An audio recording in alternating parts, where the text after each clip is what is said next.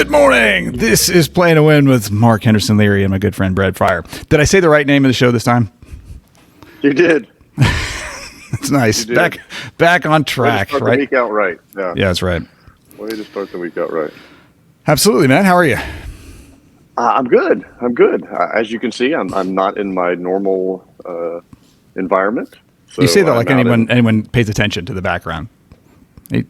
Fair. As you can see. But I don't typically have an animal looming over my head, so I figured that would at least set somebody off to go, hey, something's different. Yeah, I did actually notice that. I thought maybe you were redecorating. So I'm wrapping up a nice weekend. How was your weekend? It was fantastic. So, yeah, really, really good. Some time with the family, but also I had a personal record on distance running. I'm not really a runner by DNA, I don't believe. I've always really kind of hated it. So I've found the mental catharsis of running to be very valuable to me. And so somewhere, as a kid, one of the things that I thought the most ludicrous endeavor a human could undertake was the concept of running a marathon. Like, what idiot would do that? It's a ludicrous mileage for no purpose. And it's doing an activity that is one of the worst activities that you can intentionally do, running. Mm-hmm. And so this year, after finding some success, adding some distance and enjoyment from running, I thought, well, wouldn't it be kind of life affirming to conquer one of the most ludicrous, things that one could do? And so I had set a personal goal to run a marathon by the end of the year. Now, some things have happened, and that goal is off track. From what it originally was, but I'm getting back on track to potentially do it for January, which is 3 weeks behind the original schedule, but still possible. Not bad. So all that to say, I had intended to run 11 miles this week, which was going to be a personal record of 1 mile beyond my 10. Which last week I ran 9, and so I was going to add 2 miles. Thinking that if I can add 2 miles per week, I can get close to getting to the 20 I need to do that. And so I ended up running 13.1 miles because I felt good enough to do it. Now, at one time, or is that cumulative for the week? That was at one time. So wow. Sunday morning, I started running. I don't know exactly what time. 13.1 miles later, 2 hours and 23 minutes, something. So it's not fast. Those of you who are runners, like, no, I'm not that guy. Yeah. But I did get it. Do you do the goo and all this? Do you prepare? Man. Have all the stuff that you need. Yeah. So there are things that happen once you get past a certain level of endurance. Like up 3, 4, 5 miles, it was kind of like whatever. I could just go. But in certain heat conditions, or if I'm going beyond a certain point, I have learned that the body is like, no, I can't just make it up from here. Like, you actually have to be ready for this. So I really have to make sure if I'm going to run more than it depends on the temperature, but more than 6 or 7 miles, I have to be fueled up. I electrolyted up, and I did get to in those last couple miles. It was definitely like, you need more fuel now. So I did have 1 pack of goo, and so I did that and drank all of my water, even though it was cool outside. I drank all the water. So it was definitely I had just enough resource to get that done. So now, if I'm going to run more than that, I got to figure out how to resource up from there. Nice. Well done.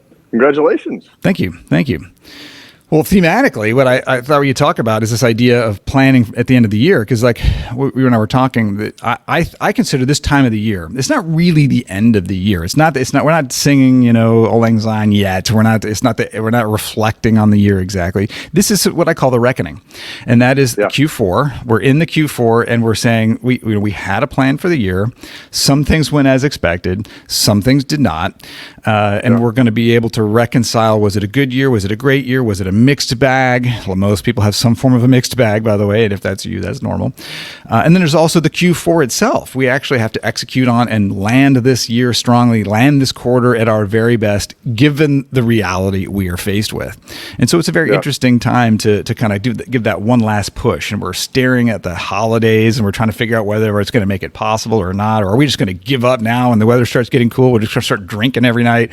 So what are you thinking about? How are you thinking about ending the year, man? Yeah, start drinking every night. Yeah.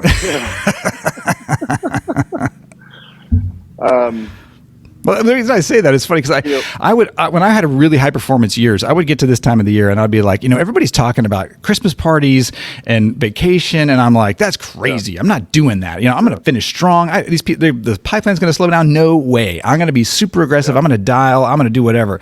And then that first cold snap would hit, right around Thanksgiving. I was like, yeah, I don't know. Fire does sound great. A bottle of bourbon and a fire. You know what? I have worked hard for 3.5 quarters. Let's figure out how we can land this plane a little more comfortably. Yeah. I mean, I really do think there's so many different things that the end of the year means to people, right? Whether it's, I'm a huge believer that you have to plan, in Q4 to prep for the next year. And so many companies start their planning in January, or they start their strategy talks in January. And, you're 2 months behind by the time you do that. But also to your point, right? Do you take that last month of the year and give yourself a break and recharge the battery, or do you sprint through the finish line? Do you feel that there is a one size or one correct model, or it's a great question because there are a ton of variables, and I'm glad you said that, because that question is so patently obvious to me from what I see, but I realized as you ask it that it wouldn't be obvious for everybody who's experiencing it. So at the end of the year, which is, again, this is the calendar year. So a lot of companies, this isn't the end of the year. They have a fiscal year. They have other things that they're doing. As my lights turn off. Come on, lights turn on, buddy. There we go. Oh, I'm standing right here. So some people, this isn't really the end of their year in terms of the performance and their metrics that they're doing. But then some people have very seasonal work, and they have no choice. They have to slow it down because their world, their cycles start to slow down, and they might as well just adapt to that. And they're like, we'll just take off most of November and all of December because all of our clients and all the stuff shuts down. That is a real thing. Other businesses, it's not. Other businesses, it's really like we have every bit of an opportunity, and sometimes it's in between. It's like we've got projects we can finish strong. We're not going to start a lot of new business, but we will be able to recognize a lot of revenue because of that. And then there's the other ingredient of the world. The universe is cyclical. Human beings are cyclical. And the idea that we're going to get to a 10 out of 10 of energy and just stay at 10 out of 10 forever is not real. Yeah. And so it is important, because one of the questions I ask companies early on the process I'm working with them, I say, we're going to do an annual. We're going to do a 2-day annual where we're going to take stock on the year, 2-day annual sort of retreat and planning. And we're going to take stock on the year, and we're going to make a great long-term plan for 3 years and beyond, but also the plan for the next 12 months. And I want that to be in a time when you can reflect, and it's not going to be disturbed and stomped on by all of the activity and the busyness of the cycle, and honor that there's a low point, and that we want to get a hold of that low point and build to that. So every business at the very least should acknowledge that they need to adopt and embrace the cycle wherever that is for them. Mm-hmm. So how much time do you typically encourage people to allot for that? For the planning? For the planning, yeah. So when we're doing the actual work, it's a 2-day event, but the thought process varies based on the company. Some companies I work with, sometimes who are really hanging onto the back of the wagon, just the fact that they can take the 2 days. They're just sort of like, all right, what's my name again? It's like, okay, sit down. I'll write it out. I wrote it down. I can tell you what your name is. And that's the first time they have a chance to sort of like reflect and then predict. And if that's as good as you can do, that's probably amazing, and that can be really high value. And it's not bad, right? So some companies really are just growing like crazy, and they just don't have any time to think. Other organizations are really very, very disorganized, and they're working their way up from wherever they are. And so I don't want anybody to self-reflect that that's so horrible. But I will say that the best in-class companies are the ones who get to this time of the year and they say, we're going to do 2 things. We're going to really figure out how to end this year strong. We're going to build a great quarterly plan that's going to reconcile what this year did, and we're going to own that. And it's now time to start thinking about the next play, the next year. I really want to set a draft of what we're going to do for 2022. And I have several companies who've done that. They've got their goals for 2022 kind of, dark penciled in. And so when we come back in a quarter, we can come back and say, all right, yeah, this is what we learned. These are good. We were 80%. Let's tweak this one thing, move that number up a little bit. And then so when we get into 2022, there's no confusion. Right. The goals are locked in. Everybody's feeling great. They're communicated, and we can hit January solid with everyone on the same page. Nice. So what are the key components to that? Do you have, where do you start and where does it go? Well, in that 2 days specifically. Well, in the 2 days, so in the 2 days specifically, you're an EO guy, right? So you understand what a really trusting, healthy team is like, when people can share anything, Right. and that what can happen when you have a sense of honesty that allows you to be vulnerable and connect a team. So in most businesses, they don't have that kind of trust very quickly, if ever, and so. And it's different in like in an EO peer group where you're not in each other's business. You're trying to advise each other. There is an opportunity to get a little deeper trust than you might in an organization where you have the potential responsibility to fire one or more people on the team. So it's a different chemistry.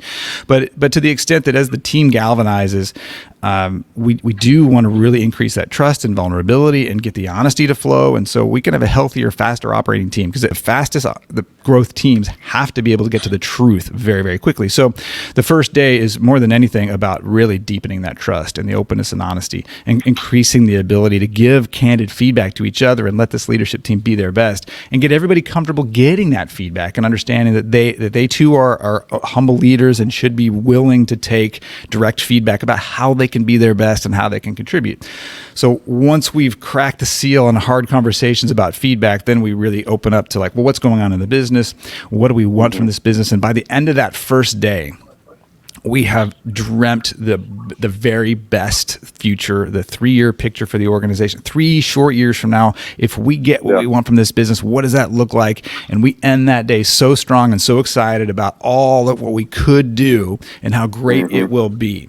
So then they go to bed, and they have after a nice dinner, they sleep. And there's actually some science here, right? So we have we've sort of created a bunch of problems to solve, right? So we've identified a bunch of issues. They wake up in a cold sweat in the middle of the night, going, "Holy crap! What did we just commit to?" They might. So that's what the brilliance of the way of the method that I follow is. I didn't create it, otherwise I wouldn't be calling it brilliant.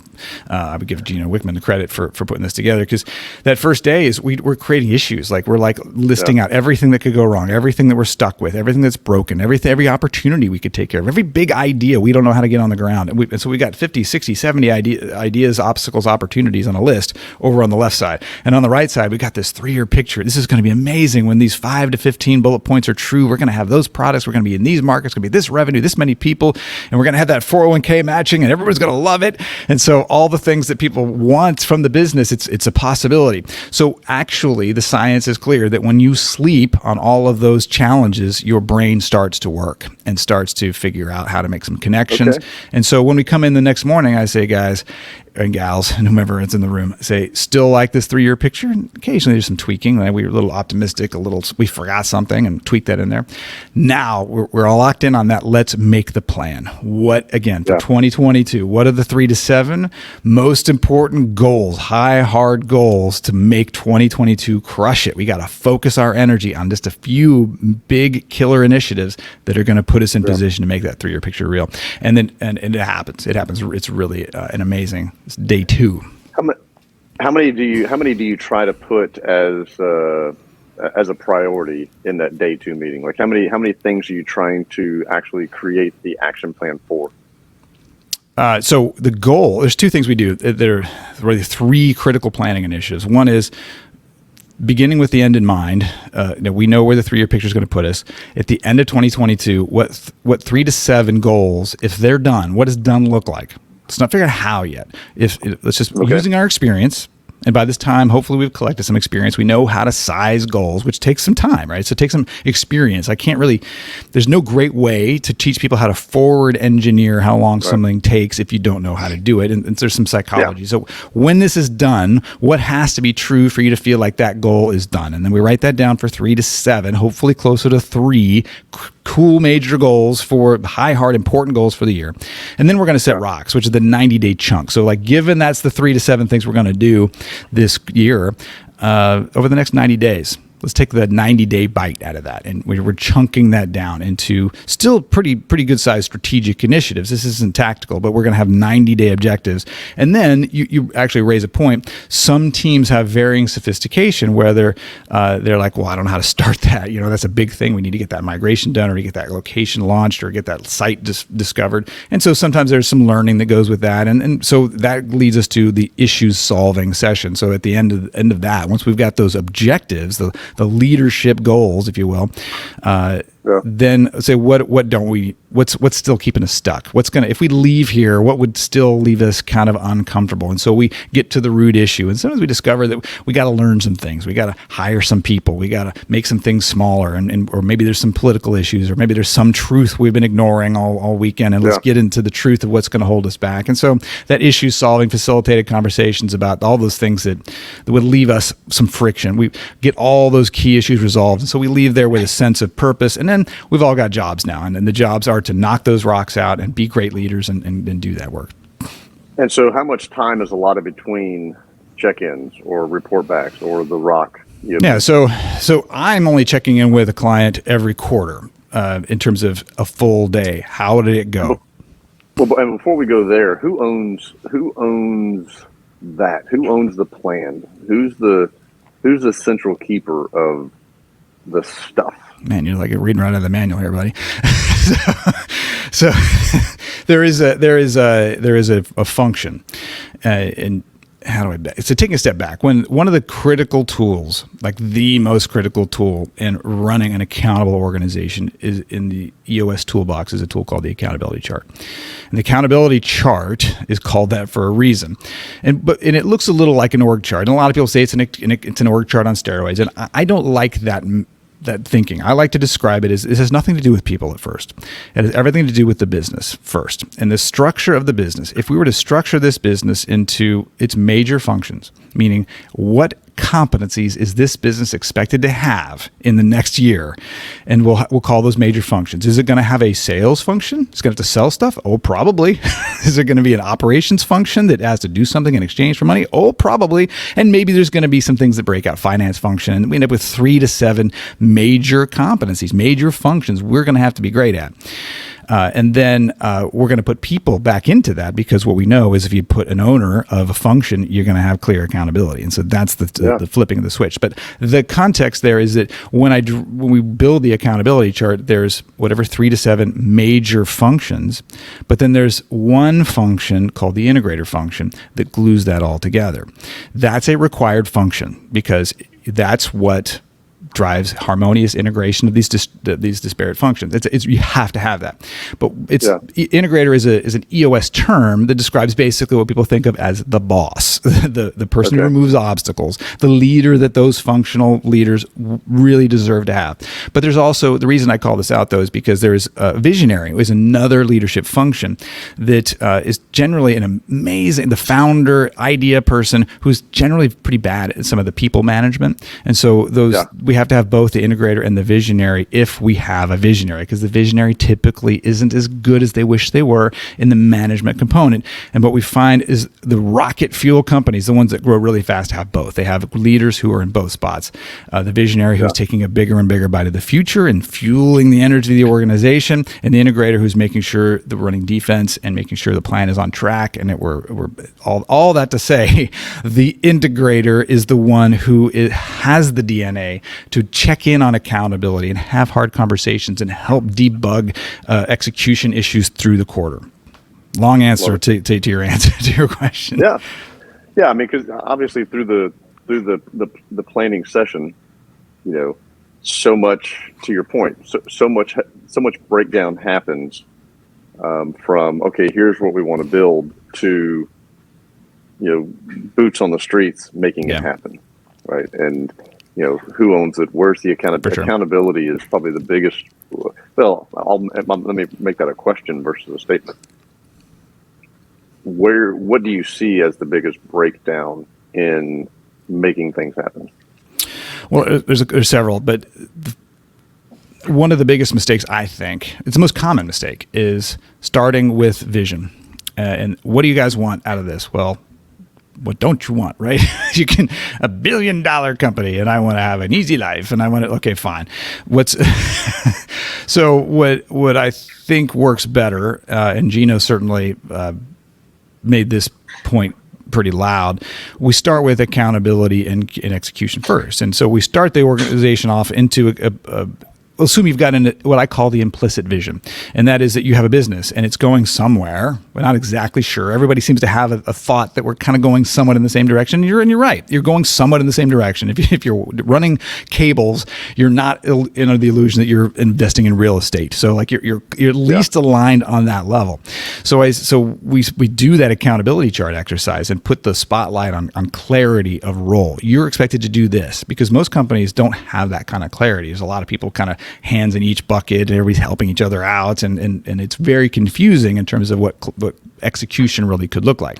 So when we start setting goals and we start saying, hey, this is what we're going to do, our 3 to 7 rocks, and this is our accountability, the awareness of what it takes to be successful changes dramatically, what communication looks like. And so when we do set vision down the line, they're like, there's a visceral nature to it. Like, there is a very big difference between a $300 million company and a $200 million company. And the idea, and what obstacles are we going to have to conquer? And if we want it to be a $500 million company, we might have to do some infrastructure work early on in the next year or two that allows us to grow much faster later. We're not just going to be able to skip steps and just sort of double the size of the company. We might have to do some hiring, might have to build some infrastructure, might have to learn how to develop process. And so the humility aspect of that. So that leads to the other part of this. Sometimes we just have teams that, however they got together, there's a vast variance between raw talent and experience. And so the raw talented teams,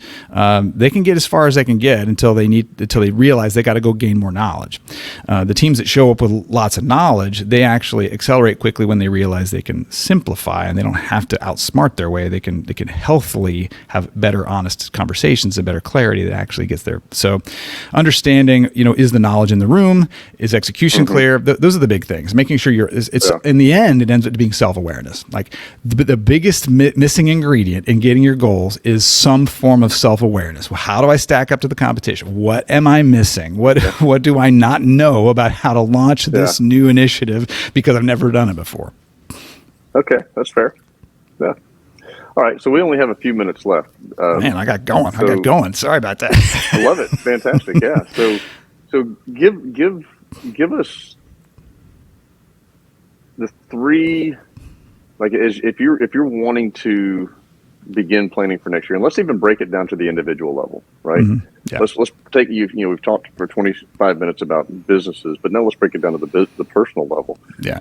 If you could have 2 or 3 or 4 things to tell people for planning for next year, like what are just a couple of soundbite tips for doing so? Well, there's a couple of steps, especially this time of year. I think it's the most important issue is to understand what really matters, what's important to you, and that sounds so simple. It's not at all. It's easy to grab other people's things. This is a purpose thing. Everything I talk about ends up in somehow landing in the sense of purpose, and so I think the ongoing inner monologue or dialogue or the debate is you constantly challenge yourself. What really matters most. And so as you're wrapping up this year, start assessing what has been and what will be most gratifying to you and what was most superficial. So when you're thinking about 2022, you don't want a ton of things. You want a couple of things that are really going to be meaningful. Great one. Great tip. Love that. Don't overshoot. Keep it to a handful. Yeah. Right? Make sure it's something that's important to you. Yeah. Love it. And to that point, it's not just overshoot. I mean, if you can overshoot in two ways. You can have like 18 goals. That's horrible. Too much. But too much. But also, every high performance team I work with worries about setting the goals too low. What they end up doing is never hitting their goals because they're always setting them so high. And I've eventually convinced them that if they just set the minimum bar. Now, this is a good sound. We talked about this before. Like, if you're lazy, you're lazy. But I don't find myself in the room with lazy people, like, ever. Ever. So if you set the minimum bar of what has to be true for that goal, for that rock, or for whatever to be successful, I've never seen a team that's taken the time to do that leave it on the table. Like, take the win for doing something great. And learn to adapt. And when you get more, you can take more. If you set a goal and you're crushing it halfway through the year, which does occasionally happen, that's awesome. And you should really feel great about taking the win on that. And you can level up your quarterly rocks and you get to the end of the year, we thought we could only do 100 and we did 225. You should be proud of that. And then you go into the next year knowing what you know. And that's is true in the personal life and individual life. One or two major things, because the science is clear that most people dramatically overestimate what they can do in a year, but they underestimate what they can do in 10. And so in fact, I will take that back. I'll give this back to Gino Wickman. Absolutely. I've been a lot of Gino in my ear lately. The EOS Life book is a fantastic book. If you want to, actually, that would be good homework. Read the EOS Life book in terms of getting yourself to your best place as an entrepreneur. But the 10-year thinking concept, really run everything you're doing through the 10-year thinking filter. 10 years from now, what do I want? What's going to matter 10 years from now? And you might find yourself doing some small gains on the 1-year plan to put you in position for a great 10-year outcome and take the win on doing that maybe exponential work, stuff that takes a year to be minimally gratifying, that will really level you up for the subsequent years. Love it. All right. That is a good narrowing it down for the end of the conversation. I think that's some good homework for folks and great food for thought, and get it going. Do you have any goals that come to mind for you for 2022? None that we're going to cover in 90 seconds. No, but it's certainly that time of year to be going through the exercise again and redefining and reestablishing new. Yeah, this has got me motivated too, because it is the reckoning, and this is the exact pivot point. This is exactly where I'm at. I'm seeing where some of the things I said are really coming through for me, and I can't take the foot off the gas. I think they will actually fail if I don't make this whole running thing. If I'm actually going to run the marathon in January, I can't miss a beat. Nothing can go wrong. So I got to focus in on that. But I love that. I kind of challenge the listeners to think in terms of 10 years thinking. So I'm like, oh wow, I really better bring that to heart. What does this fourth quarter teach me about what's important for 10 years from now and for 2022? And so I'm hoping that some sleep will give me some morning revelations, and I'm grateful to sort of called it out in front of people so that maybe I can level up my game to raise the 2022 expectations.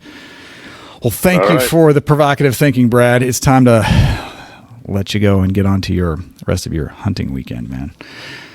Living a good life. So maybe there's more hunting in your 2022. Or less. Or less. This is not as fun. More everything. More everything. More time. More work. More sleep. All right, brother. We will see you next time on Play to Win with me and you. Take care, man. Have a fantastic week. You too.